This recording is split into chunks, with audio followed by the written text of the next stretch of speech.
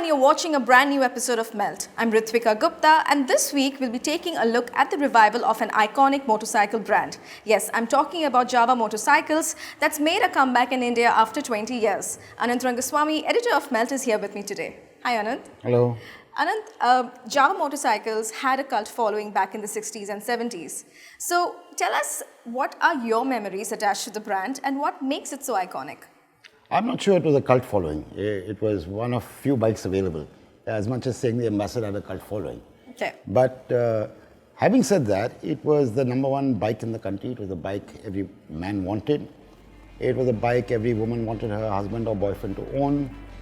It was a bike that you took long rides on. So you did Madras to Pondicherry, Bombay to Goa, Delhi to Kasoli. You know, these are the kind of rides you did. And obviously, there are fantastic memories attached to the drives in general, and then you link it back to the vehicle you drove on or in. So in this case, there are fantastic memories about the Jawa. And the brand has made a comeback after 20 years. So why don't you tell us your thoughts about it? No, I think there are incredible challenges. It's not the simplest of things to bring back an old brand.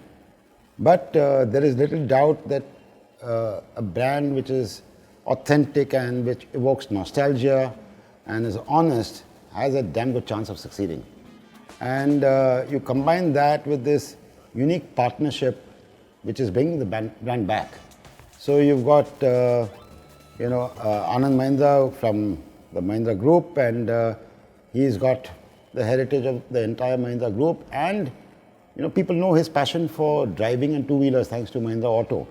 Also has a scooter brand. Then you've got Boman Irani, who comes from the family which owned the Jawa and still owns the Jawa brand. And you have Anupam Thareja, who was instrumental in bringing the Royal Enfield brand back. So you've got an incredible combination of three people who love and cherish the Jawa brand, and they're putting their money where their mouth is and trying to bring it back as a business. But to what extent do you think cashing in on the feelings of affinity and nostalgia is going to work for the brand? So what does the brand have to do differently according to you? Interestingly, I asked Anupam this question, what is the value of nostalgia when their core audience is, below 30? Right. Core audience as far as their purchase of this bike is concerned. And he says it's incredible that today, because of Google, a young kid can, when I say young kid, 25 years old, can go to Google and say, tell me the Jawa story, or what is Jawa about, and can figure out authenticity in milliseconds. So authentic, which one would have thought was only in the minds of the older generation, which would perhaps not buy the Jawa, is available to the new generation as well. And interestingly, all their bookings are online, and Anupam was telling me that almost every single booking they've got has been done on a mobile phone. So that's an incredible story. So the early signs are fantastic. Let's see. Well, before we proceed further, let's take a look at what Anant Mahindra had to say at the launch of Jawa Motorcycles. I knew of Jawa, of course. I'm that vintage. And I remember then coming back on a plane once. We were flying back from Delhi. Pawan Goenka, my colleague, was with me. We were coming back from some auto show, and we gave John Abraham a ride, the actor. And I knew John was a biker. So John was sitting next to me, and I said, John, I'm thinking of looking at Jawa. Jawa, yes. What do you know about that brand? So John, at his theatrical best, paused, and he said, it's like this. See, Enfield is like your skin. Jawa, it's in your blood, yaar. It's in your blood. So Anant, you had a chat with Boman Irani and Anupam Thareja, the past and future of Jawa Motorcycles. No, Boman is also the future. What kind of a sense did you get from their conversation, and how similar or different were their perspectives when it came to the brand? There were huge differences. I think Boman had this huge emotional attachment to Jawa. I mean, it's belonged in the family, and he holds on to that family heirloom almost. While Anupam, despite his obvious love for the brand, is a little hard-nosed. He is a businessman. He is bothered about top line, bottom line, and he talks like a businessman. So I'd say one is an emotional conversation, one is a hard-nosed business conversation. Right, so I think it's going to be an interesting chat. Let's get ready to melt with Boman Irani. Have a look. So Boman, tell me, why did you get into the business of launching a motorcycle? Yeah, Anand, you know me for some time, right? I don't look like the kind that would get into a motorcycle business. But let me tell you, I was born into the family that built Jawa and then Yazdi motorcycles in India. Rustomjee Irani, my father, was the first one to import these motorcycles into the country. So first time around, you know, I keep telling people that I could almost ride before I could learn to run. And it used to be so, I used to ride a lot. The factory shut down in 96. You know, at that point of time, I was all of 24, 25, 26 years old. And I always had it in the back of my head that, you know, we should restart this brand. This brand was such a loving brand, you know, in the hearts of the people. India was literally, according to me, built on two wheels, and those two wheels which it was built on was in a large way the Jawa Motorcycles itself. So somewhere deep down there was this thought, you know, that one fine day, we'll find the right partners and we'll build the Jawa motorcycle again. I mean, you look at it this way, it's a kind of a rebirth for me, right?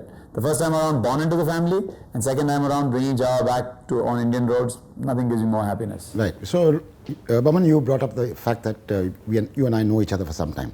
Now, you're a hard-nosed businessman. Yeah. Now, tell me the business side of this decision. One is the emotion side, you know, family and great old brand and so on. But finally, it's about money. So, you know, I built a business, right? I built a business from scratch. Real estate was not my family business at all. Rustomjee as a brand was also built from scratch. Of course, we had the goodwill of having, you know, a Bawa name, and that was, you know, very reliable and trustable. But we built it block by block. So I understand what it takes to be a brand, right? You imagine a brand like Jawa. I mean, you talk to people. I mean, I'm sure if you have friends who have been riders or are riders right now, you just talk to them about Jawa, and there's immediately a melody in their voice, especially if they've ever ridden it, right? They go into a kind of a rapture. Please believe me, these brands evoke a sense of ownership, a sense of wanting to ride. I think the timing is just perfect. You know, life is lived in Indians. We live our lives for our parents and then we live our lives for our children. We really don't live our lives for ourselves.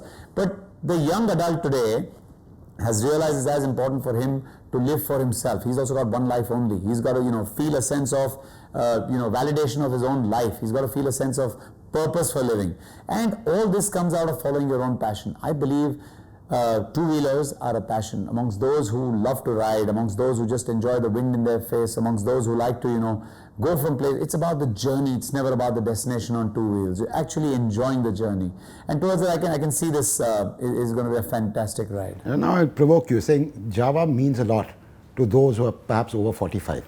Means little to those who are 20, 25, which would be the core audience for any bike. So how do you respond to that? Let me tell you, this is exactly what we debated, right? That obviously people who are 40 and above would remember the brand. What about those who are below? But today's young adult educates himself or knows more about stuff because he's got Google on his side, right? He's reading up everything about a brand. What he wants is the authenticity. What he wants is the real thing. He does not want fakes, right?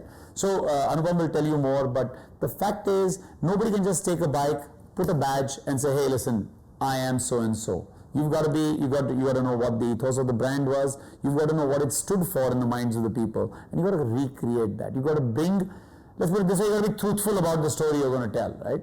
So that's exactly what we're doing. We're truthful about the story that is Jawa. We're truthful about the fact that Jawa still continues in the minds of the people. So tell me, what are the learnings from building brand Rustomjee, which you're going to take into Jawa? The learnings are very simple. The brand has to say what it is. Never try to ape or copy another brand.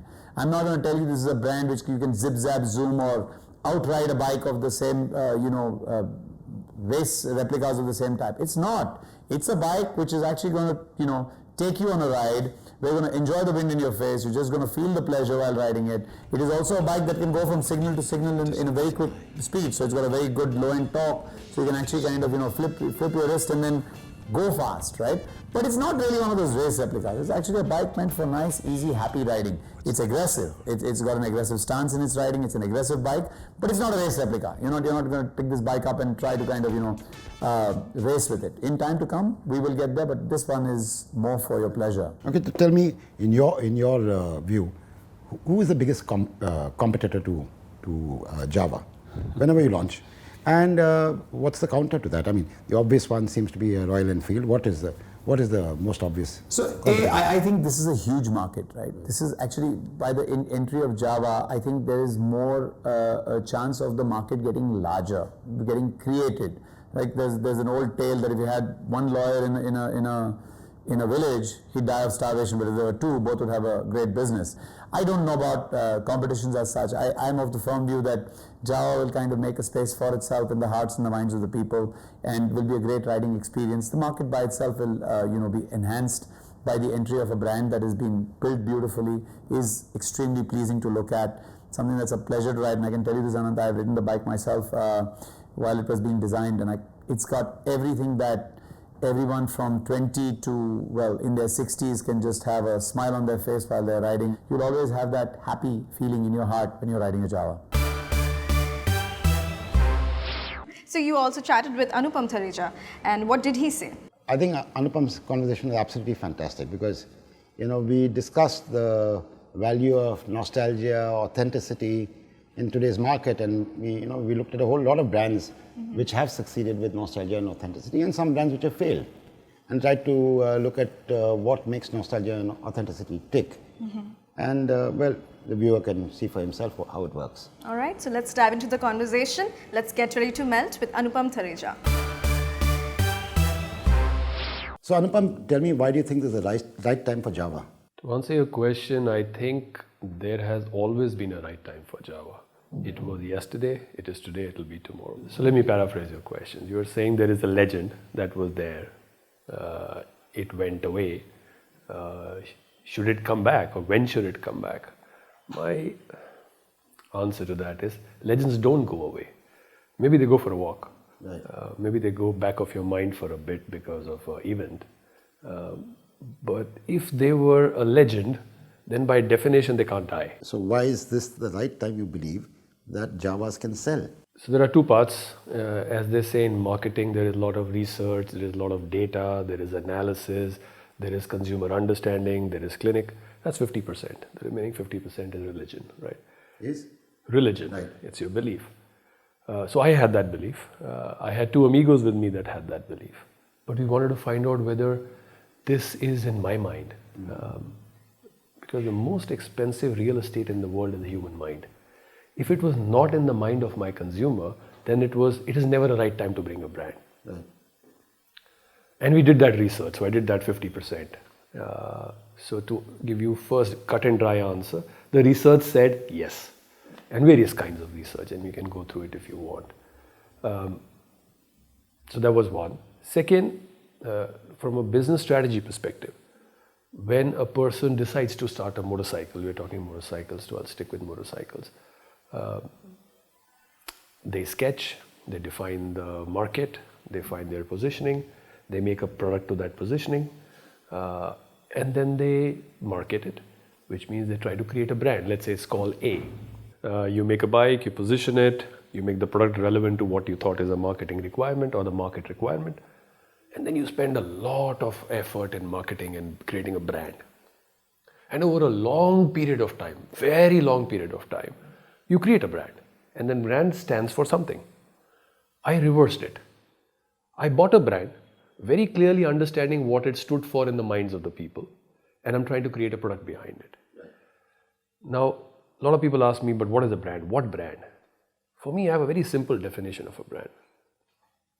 A brand is nothing but a customer promise fulfilled again and again and again over a long period of time. Now, I bought a brand that fulfilled that promise over a long period of time, took a hiatus, I'm bringing it back, I'm putting a product behind it that is going to fulfill that promise again, and stick with that ethos, stick with that code. To my mind, even from a business imperative, you said you need to make money, and you're absolutely right. If you look at a P&L of a marketing company, be it a consumer company, consumer durable, consumer non-durable, you will realize that after a point of time, the largest spend over a period of time is a marketing spend. I am capturing that marketing spend, using that as a brand, and fulfilling that brand promise. That's what I'm doing. So to my mind, I don't see a better business model. You can charge brand premium. You don't have to spend money in awareness or creating a brand or telling people what the brand stands for, because that is already established. What is it that Java stands for in the consumer's mind? You say he's already got Mindspace. What does it stand for? So I will answer this from 2 points of view. There is a category code and there is a brand code. So I'm in a motorcycle category, and within that motorcycle category, I've got nothing to do with the consumer or the commuter motorcycle. Right. We are there in a category which is defined by joy of riding, trips, memories. There is a higher displacement engine that calls for a certain kind of a riding pace. So that is the that is the category code. Right. Within that, there is a brand code. Right. Now, if all the brands are similar in that, then the choice points will be the pricing or discounting. But no, people stand for different things.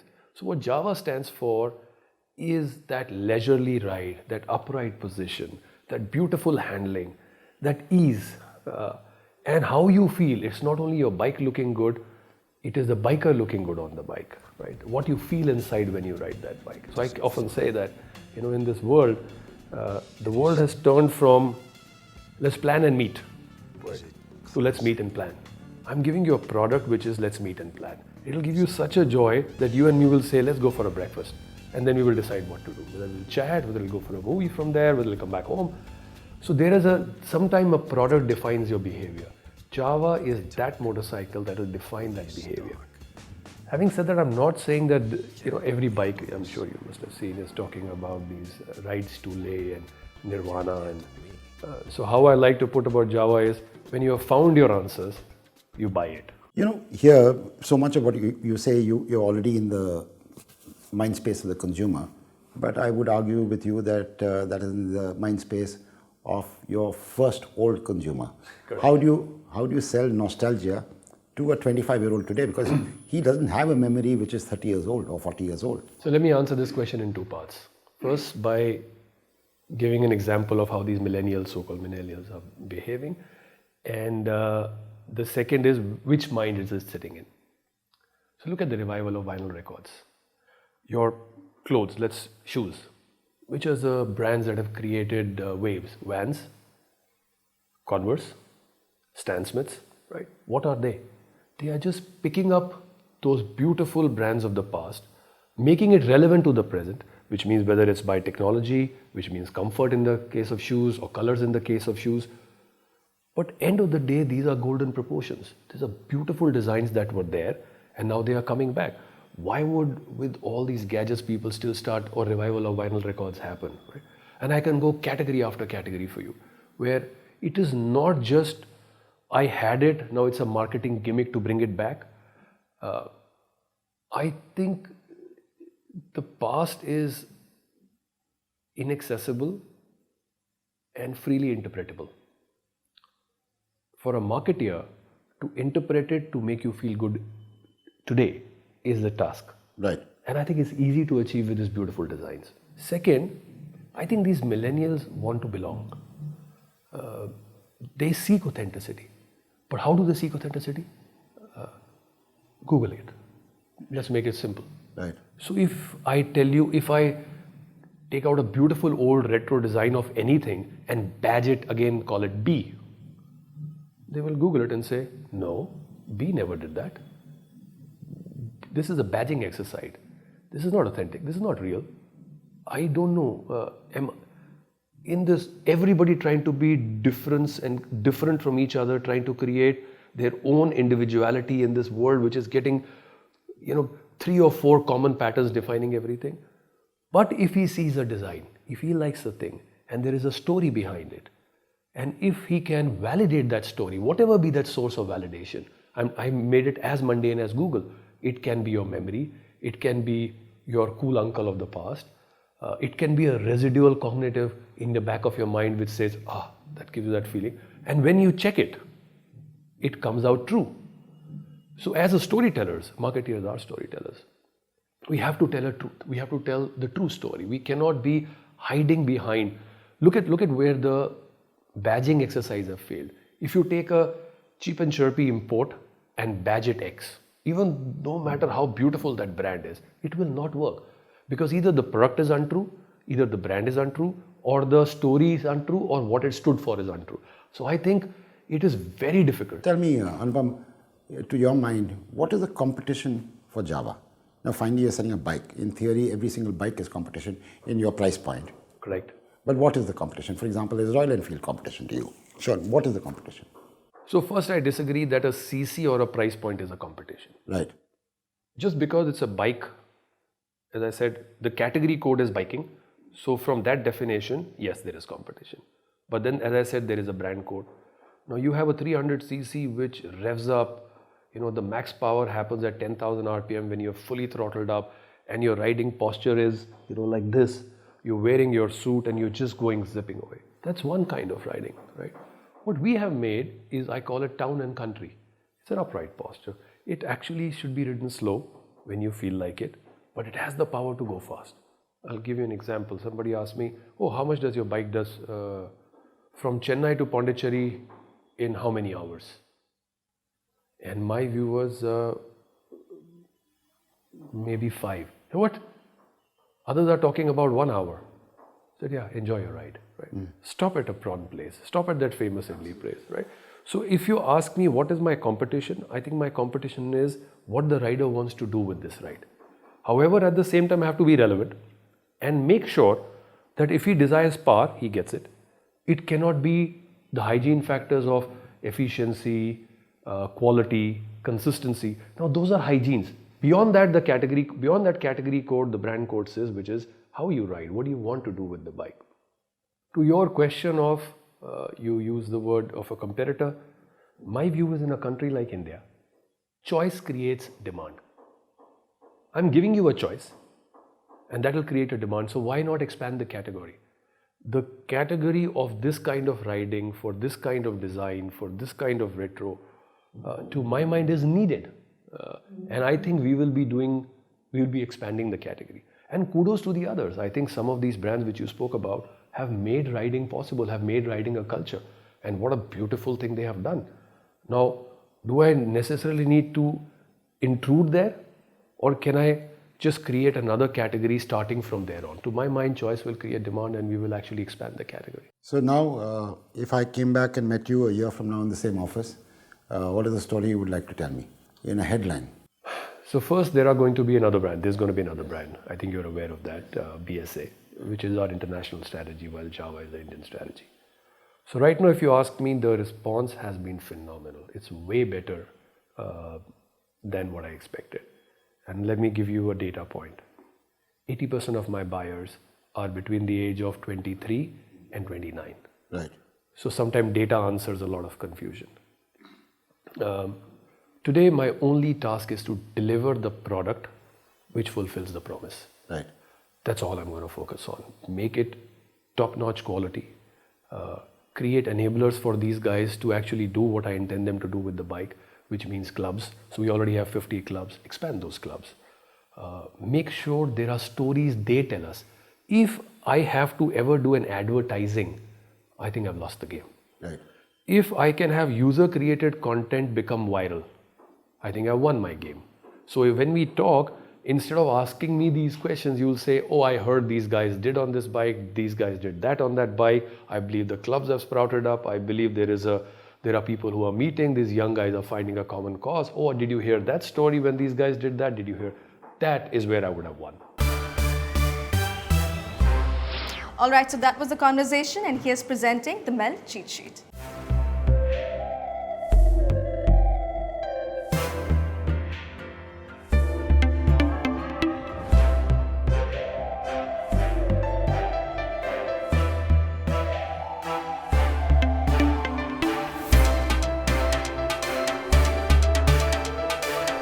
That's a wrap on this episode of Melt. I'll see you next week, same time, same place. Don't forget to catch all our content on our social media platforms. Next week, we'll be bringing you an exclusive conversation with Sir Martin Sorrell. The general tenor in the industry is the pressure on the industry. So I think 2019 we'll see a lot of movement of people.